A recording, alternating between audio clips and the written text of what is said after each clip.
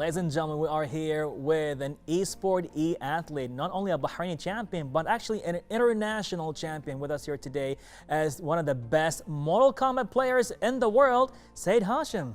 How are you tonight? I'm fine. What about you? I'm great. I'm just happy to see you again. Same here, man. I'm glad that you're interviewing me here in Bahrain TV. Oh man, you're gonna make me blush. It's my pleasure.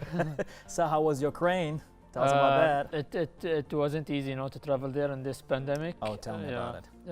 I had to take 5 tests. Five tests? Yeah, throughout a whole journey. It wasn't easy. One before Bahrain. Yeah, one in Bahrain, one when I arrived there. Okay. And one again before I traveled. Okay. And one in Dubai and one here. But that did not, let down the spirit of the best Mortal Kombat player in the world. To me, you are the best. I just want to say thank that. you, man. So now let's talk about you and esports. Now, before even esports was a terminology, you just won pretty much every, I would say, not a Mortal Kombat game, but you just started with Tekken first, right? And then you moved on to Mortal Kombat. What was the transition between Tekken to Mortal Kombat? I used to play a lot of fighting games in the past. You've been there in events. The fighting games like Marvel vs. Capcom, Tekken, Mortal Kombat, Injustice, or Caliber, all kind of fighting games. And I felt comfortable the most in playing games like Tekken. Yes. This is which I played it for maybe 15 years. Yeah. And then I had my transition to Mortal Kombat after I knew that there is more future in playing Mortal Kombat, especially when I first traveled back in 2015. In a game called Mortal Kombat X. Yes. But I used to even play Mortal Kombat before that, Mortal Kombat 9 and even Mortal Kombat Armageddon from the PS2 days. Oh, I remember that game. Oh my God. I have a lot of interest in this game. Okay. I still remember that, before the hype of esports, you actually used to fly on your own expense. You actually used to win all these competitions. If you can go to Saudi, or you go to Kuwait and UAE. Still remember that. Bahrain winning all these competitions, but then it felt like you just want to go bigger and better and crazier. That's where you actually, on your own expense, went around the world. So what made you actually want to go bigger with Mortal Kombat? You just told the story about me that before my brother used to spend on me. Fly together and your first sponsor, I would say. At this point. So I had to place really well, because we cannot afford to lose money, because I won't be able to travel again if I disappoint my brother. So he had faith in me, and we did it together until Nasri Sports came into the rescue.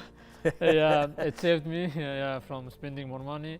They signed up with me. Yes. And before that, I really wanted to prove to the world that the Middle East, Bahrain has a lot of talent into their pocket, but nobody knows about them because most of the tournaments happens in the US, which most of the people cannot afford to fly to there, especially in tournaments like EVO, EVO, the biggest fighting games tournament. I really wanted to travel to this event, really bad, to prove to people that I do have talent, but it was for Tekken. I wanted to travel for Tekken, not Mortal Kombat. But, I told you back in 2016, I saw myself excelling more in Mortal Kombat in RS games than Tekken. So just decided to participate in Mortal Kombat. And this is where I placed second and got even more famous back then. It's amazing what you said right now, and I think it was very smart that you picked a game like Mortal Kombat, which is popular in the States mostly, the UK, parts of Europe, maybe not much in the Middle East maybe, or even Asia, but taking a game like that and excelling in it, for me, I was telling everybody that you were so smart in doing that. Now, even though you go with the name as Tekken Master and go into Mortal Kombat, but you build your name in such a global way. So how did it feel to actually reach to a global stage, putting on the Bahraini flag and winning against, let's say, Sonic Fox, which up until today, you should have won that battle. I'm just telling everybody. When he removed his hat, I'm like, picking Alien against you, that was just come on, that's just a glitch. That was a buffed player, man. Come on, why did you pick that for? But winning that, everybody said you could have been the master. Even though big shout out goes to Sonic Fox, an amazing talented fighter. We would love to see him one day. But how do you feel after winning that, apparently that where you just, boom, blew out of proportion? Esports before, it wasn't as popular as now, nowadays. there is more attention, more focus on building the esports, because it clearly, you can see that it has a big future. All the houses in Bahrain, they are filled with like PS5s, you know, PS4s. Right. Yeah, with video games, and it's just entertainment, and it's enjoyable whenever you want to play games. You never get bored of it.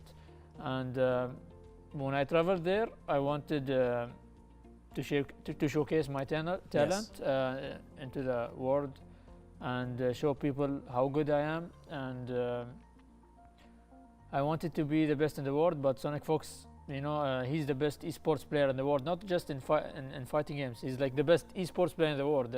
Really? Yeah, he's the best esports player. Yeah, he just had a reward with the best esports saw player. that. Yeah, so to beat him, like it's really hard. And I did beat him back in 2017 for the first time, and even in Evo 2016, I did reset the bracket with him. We saw that, yeah. Yeah, but I did not know that he's gonna pick Alien, because before the tournament, Nobody did. yeah, he said that he won't pick Alien to just prove to the people that he can win with other characters as well. Yes. Because a lot of people were saying that Sonic Fox is nothing without Alien, which is clearly wrong.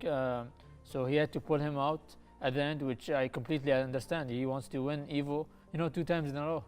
So he beat me in the last game, and I won't look back. You know, I will learn from my losses and move on.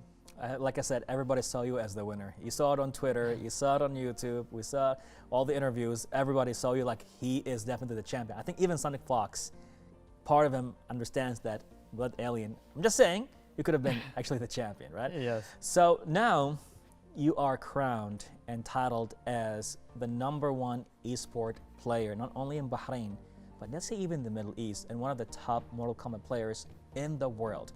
Now, do you see yourself only just being an esport player as a Mortal Kombat esport player, or you just want to see, like, you know, the future goes to other games, other platforms? I'm a flexible fighting game player, so I can play any other fighting game if I like the game, and if I see they are doing tournaments for it, they have good prize pools. For example, for Tekken, it didn't have a really good prize pools. It's kind of challenging, yeah. Yes, Mortal Kombat was better, way better, even Injustice. Right. So that's why I transitioned to the NRS games, which has a better future. But I'm waiting for the PS5 to announce more, you know, fighting games, because currently we have only the Ultimate Mortal Kombat 11 for PS5, but we don't have other fighting games. And you know, Riot Games, they're going to announce, right? They're going to release a new fighting game that will be released maybe next year. So I'm sure they will be doing a lot of tournaments for it. Okay. What about Street Fighter?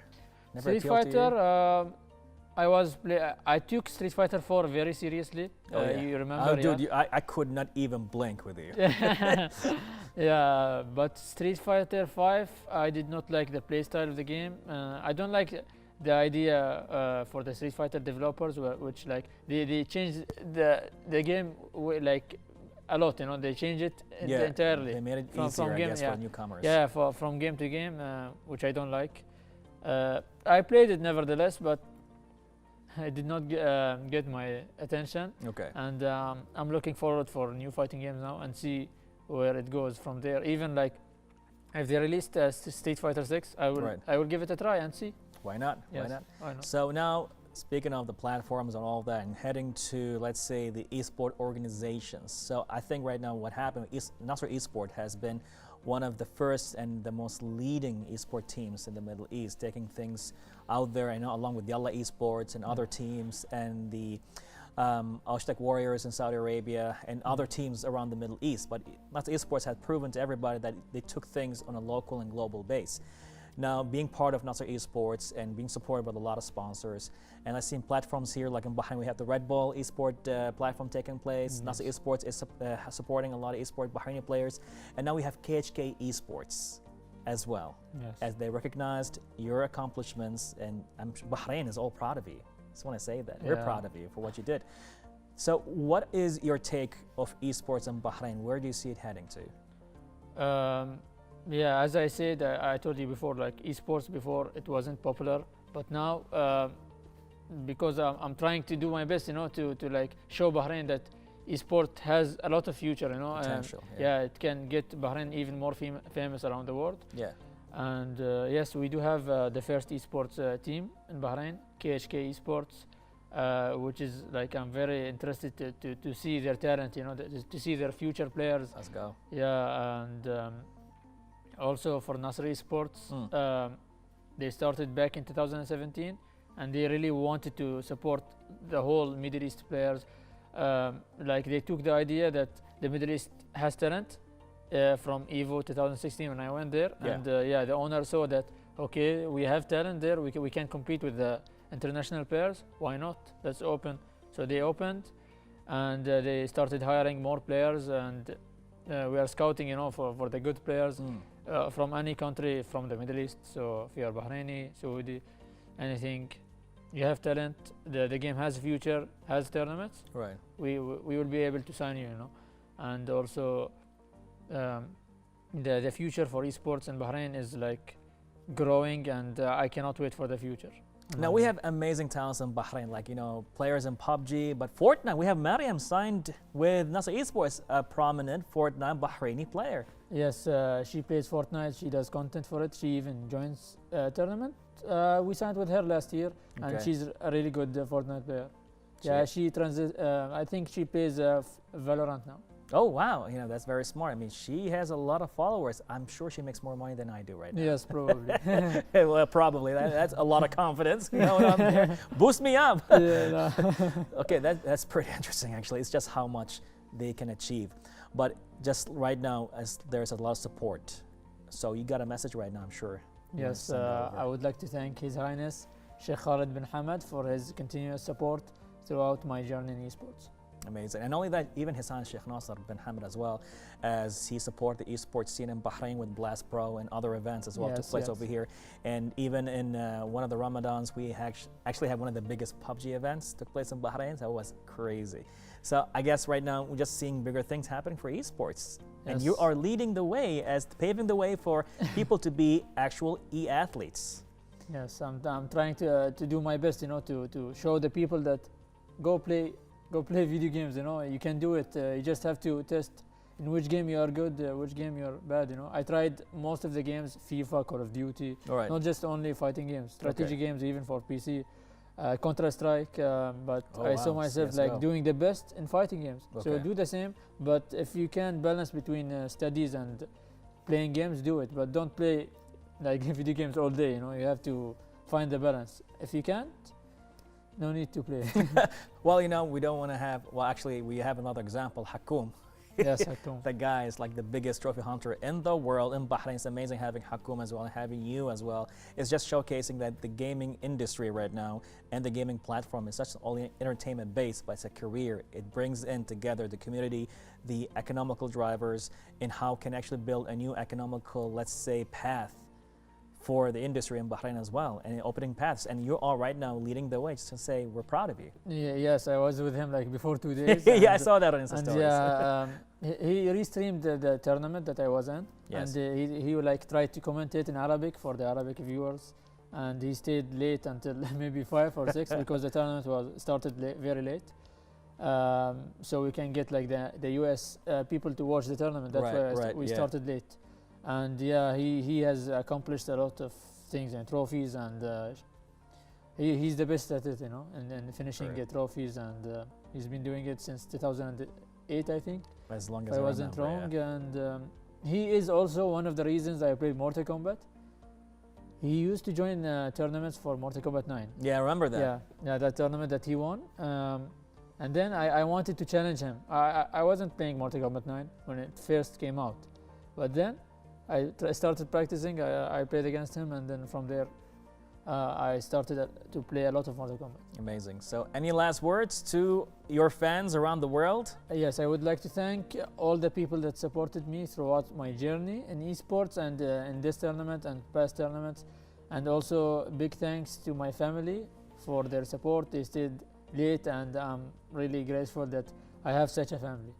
Thank you so much, and blessings to your families. Thank you to you too. Also, you've been supporting me. You know the story, and Appreciate You've you. been commentating on my tournament since also 2011 back in the, Still Bahrain remember that, tournament. Yeah. Appreciate you, man. Really Thank you, appreciate it. man. Blessings to you and your families and your fans. Thank you so much for being with us here on No Bahrain problem. Now. So, ladies and gentlemen, an esport champion, esport legend, and you could be the next one. Just pick your game and let's go with it. Making Bahrain and putting it on the map when it comes to esports. More coming up right here on Bahrain Now. Stay tuned.